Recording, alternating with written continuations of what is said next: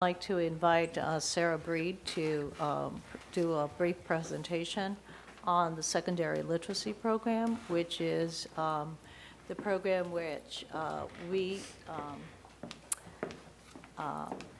invested in providing secondary literacy specialists for our ninth graders and sixth graders. At the beginning of this year, we administered a reading assessment, the Scholastic Reading Inventory. We found that about 56% of our ninth graders were reading below 2 grade levels below, and 66% of our sixth graders were 2 grade levels below in their reading.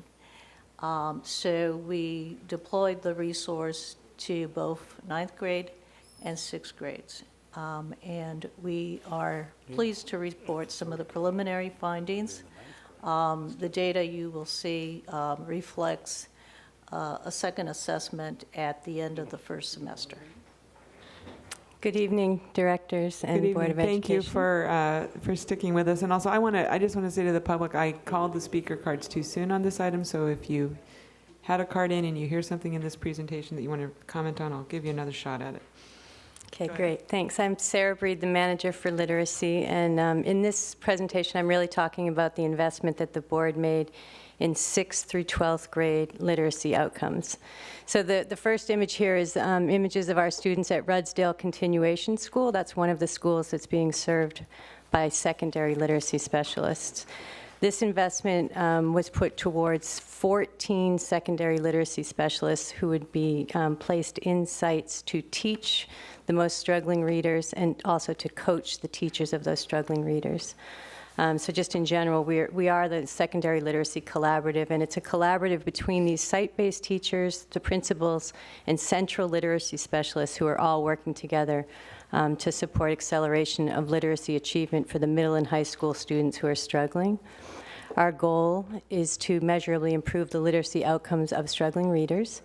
This is an image of some of our secondary literacy specialists working together with central specialists on the curricular planning for the struggling students. I want to just highlight our first SMART goal, which is that 100% of the identified struggling readers who are served in these classes by the secondary literacy specialists will increase their reading level by 150 lexiles. Lexile is the way that we're measuring reading growth with the SRI assessment, which is called the Scholastic Reading Inventory. 150 lexiles is approximately 2 to 3 grade levels when you're talking about middle and high school. So we have an ambitious goal this year. It's connected to our district level OUSD leadership goal of accelerating reading by 2 grade levels at middle school and 3 grade levels at high school. Why did we choose to focus this investment on secondary? The particular need for students to access higher level texts in order to master content across the curriculum. The fact that the first year of A through G, it begins this year with our ninth graders, and as Maria mentioned, 65% of them are reading below grade level. We also focused this on secondary to implement measures to identify students with the largest reading gaps, and also this immediate need, which is directly connected to our dropout rate, in order to intervene with students reading below grade level. Again, currently 63% of our students are reading below grade level as measured by CST at 6th grade, and at 9th grade, 65%. So what did this investment yield? We really invested in, I said, 14 specialists, but they're currently serving 450 middle and high school students. They're placed in 14 schools across the district. 350 of the students are high school students, 59% are ninth graders, 18% are sixth graders, and 83% of the students being served were enrolled in school the previous year. The demographics, 49% of the students served are Latino, 38% African American, 48% are English learners. The schools that we included in our mid-year early impact study, which is what we're reporting on tonight, are identified here. We have 4 middle schools and I believe it's 9 high schools. As I mentioned, SRI is the measurement tool. This is an image of Celeste Dubois, who was the one with the speaker card. She did have to go home, doing small group guided reading instruction with high school students at Skyline High. So really taking a lot of what we've developed at our elementary model in terms of the building blocks of reading proficiency, taking some of those best practices and applying them with our ninth graders. And this is the exciting part, is that on our mid-year growth report, we've found that we have an average gain of 53 Lexile points, which is already approximately a year to a year and a half's growth in half a year. 64, that the highest rate of growth is for our African American males served in the program, and then second highest is our Latina females, and then our African American females. I mean, it's really just astounding to see that a Lexile growth of 84 for our African American males halfway through the year, because again, our year's goal was 150, which is actually 3 grade levels when you're talking about the 9th grade. So we're seeing that what we're doing is working. We're also seeing, this is interesting, that it's working for our non-chronically absent students. Their growth average is 57 Lexiles at this point, and our chronically absent is 30. So even with our chronically absent, we're having an impact somehow. I mean, it's not good enough, but at least it's something. We're also seeing those who are benefiting the most from this investment are our non-English learners, and that within this investment we have targeted our long-term English learners and our struggling standard English learners. I just wanted to give a couple voices from the field since we couldn't have students here tonight. Just at Fremont High, my students are asking me for copies of certain books because they can't wait for their friends to finish, and a specialist at Frick reported that the student read this was the first time he'd finished a real book. I just want to, again, just reiterate that we feel like the investment that's been made in secondary literacy is showing a huge impact at the mid-year. It's also the first year of the design of this program, and we are really interested in continuing on. We went through a large hiring process last year to get these site specialists placed in sites, developing relationships with sites, new sites, and also with sites where they currently taught. We also feel that this is an effective strategy to meet our African American male achievement goal, and is also directly connected to our work on significant disproportionality in terms of referrals to special ed for African American students. Thanks. That's great. Director Kakishiba. I know it's late, so the intervention itself, could you kind of outline what that looks like? Yes. What we've learned over the years is one size does not fit all, and we have 3 very different populations that are being served. So our middle school students are a different population than our high school students. Our long-term English learners are a different population than our standard English learners. Our continuation high school students are a different population than our comprehensive high school student population. So the professional development and the curriculum development is really focused on that mantra of one size does not fit all. We do use Read 180 curriculum materials in some of our intervention programs. Then we also designed our curricular model after the Read 180 instructional model, which includes whole group instruction, small group instruction, instructional technology, and independent reading. So the intervention materials in each of the classrooms are based around that model, but the actual materials may be different at different sites. There's a huge focus on independent reading within these classes because the research shows that students are not reading outside of class, and really there has to be some time focused on in-class reading. And we are using Alfred Tatum's work in particular on selecting enabling texts for our students and building student motivation to read. The other piece is that we found from our elementary model what had been so strong was our teachers were very strong in teaching the building blocks of reading proficiency. So we're developing the capacity of secondary teachers to teach phonemic awareness, to teach phonics, to explicitly teach fluency, to explicitly teach comprehension. And again, the instructional materials themselves do vary from classroom to classroom based on the fact that the specialist is designing the materials to meet the needs of their particular student population. So what they're doing is, for instance, at Coliseum College Prep with their long-term English learners does look different than what they're doing at Rudsdale with their continuation students. Is it a daily program? Yes, it's a daily program, and that's also been something that we've been very adamant with, is that it's for each full-time position is teaching 4 sections of reading. So, and that's been a big piece of pushback. A lot of people were trying to, can we teach just 2 sections and coach the rest of the time? But the impact is greatest with the most highly specialized teacher actually directly instructing the students for the greatest portion of the day. How many are in a section? 15. So it's the position is designed, a full-time position is designed to teach 60 students per day. Okay, thank you. Director Yee. Thank you. So how does this tie into an A to G curriculum? The Is course... the course itself is considered an A to G, whatever the A is? The for course is actually considered an elective course, so they do not receive their English credit in A through G through the course. They receive an elective credit for the course. Is that elective credit count as a G? Yes. So it's been authorized by the UC Office of the President to be A to G compliant? Yes. It's called on the secondary course deck, it's called intensive intervention, and on the middle school course deck it's called reading intervention 6. But then what it would do is it precludes the student then from taking an elective of choice. Yes.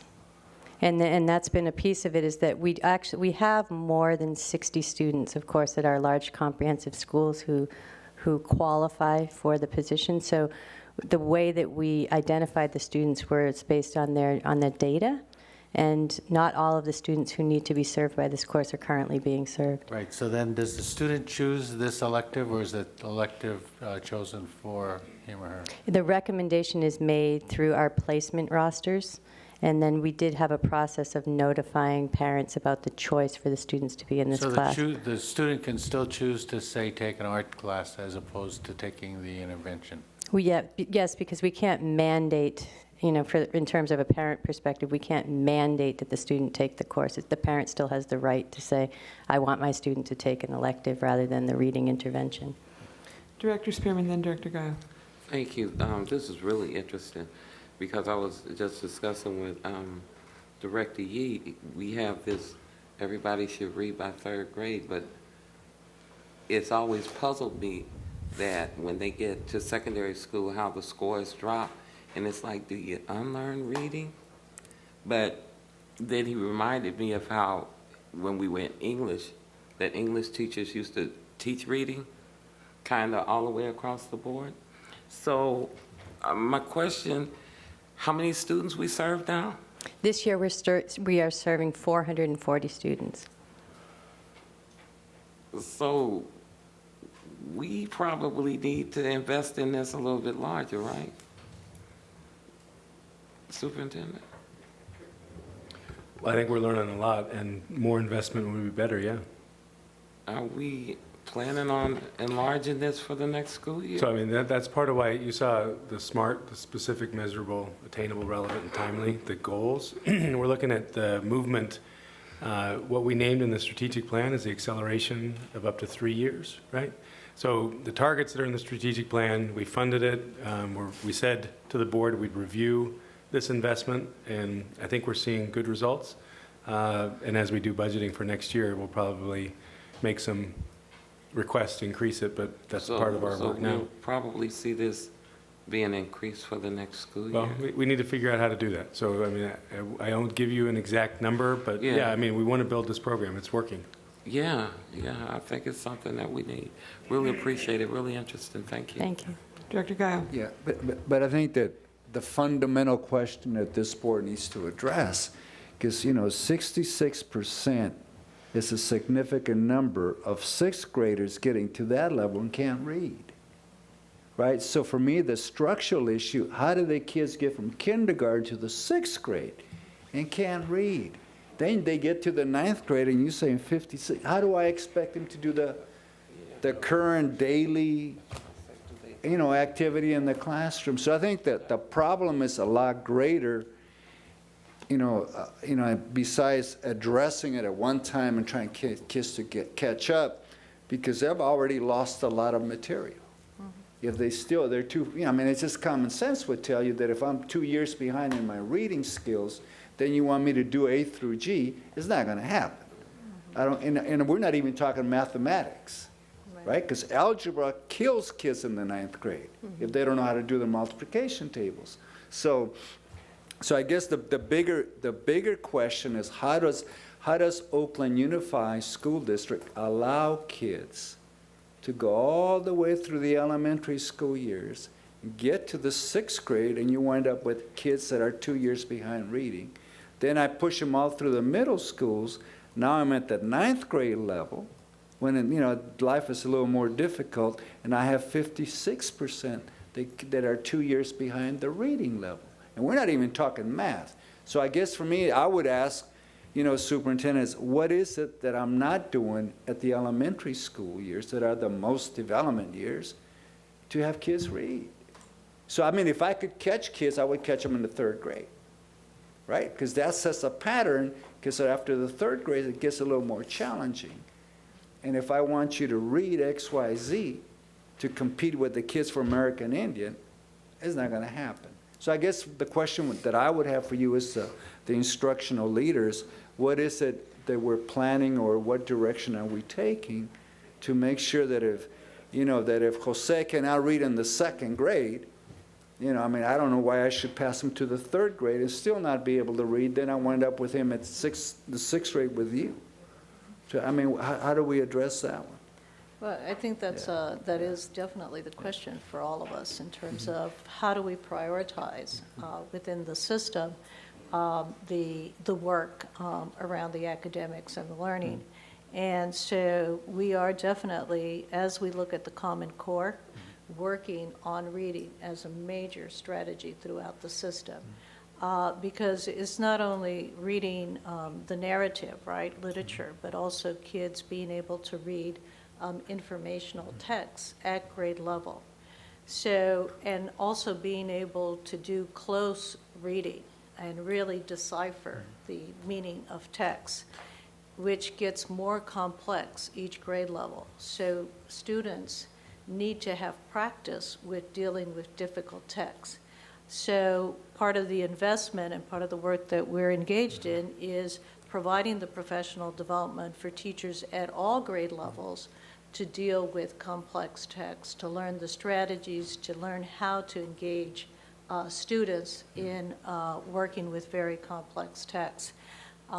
As part of the strategy this summer, we're looking at major professional development, looking at reading, and looking at balanced literacy, and focusing our attention on guided reading, independent reading strategies, so that our whole community starts building their repertoire in doing that. We have traditionally had teachers that are working from a basal program and following a program, not necessarily actually developing reading capacity in a structured way to build for that independence, which is what Sarah was talking about. We need to get kids to be able to read independently at grade level. So Maria, would you know at the 3rd grade level what child is already behind?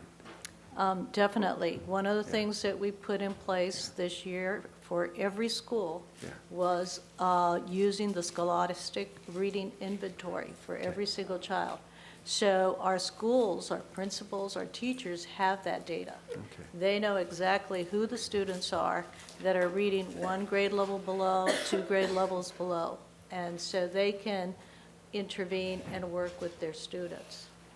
And that's an important tool for us to sustain, so that we not only know where our kids are, and our teachers can use that information in their planning, but then we can look at that data at the end of the school year, see what our improvements are, et cetera, and have longitudinal data related to the impact of our work.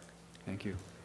I just wanted to add briefly to that, that those of you who have been on the board for a while were familiar with the third grade reading goal. That was our previous administration's goal. So we really prioritized a lot of investment and also through our Reading First grant in the K-3 development. And we actually, our data is really inverted. When you look at our 5th grade proficiency rates, it's just the opposite of what our 6th grade is. We have about 60% of our 5th graders who are reading proficient and advanced. And then the huge percentage of those students leave our system in 6th grade and go off to these other sites. So actually what we're starting with in the 6th grade is this much larger group of non-proficient readers. So I think it's all important, but again, I think it's this matter of where are we placing our priorities right now.